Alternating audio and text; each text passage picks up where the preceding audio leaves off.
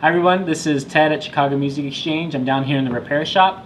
We're just doing a real quick video today to talk to you about when to have your guitar restrung and when to take it into a shop like this one to have it professionally set up. Some indications that your guitar needs to be restrung.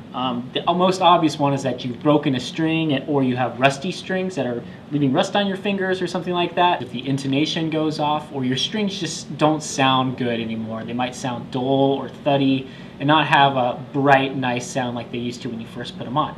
Then it's a good time to go ahead and have your guitar restrung. Most guitarists learn how to restring your own guitars, which is great. If you're on stage, you need to know how to replace a string on your guitar. So we'll be doing a video sometime showing you how to do that. A question that people always ask us though is when should I have my guitar set up? And there's no real set in stone answer like once every 2 weeks or anything like that. Because every guitar is different and every player plays their instrument a little bit differently. If the strings are too hard to push down on, if you're getting a lot of buzzing on your instrument, so if you're trying to play notes and they just don't sound right or they sound buzzy, your strings could be too low to the frets. If your guitar doesn't play in tune as you go up the fretboard, so if you play a D chord down here, then you play it up here, it sounds really out of tune. That's called the intonation of the guitar.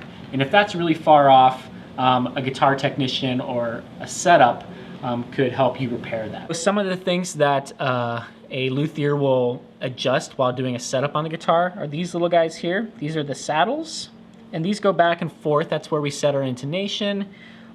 This bridge also goes up and down. That adjusts the action or the overall height of the strings relative to the fingerboard. This little guy right here, this is called the nut.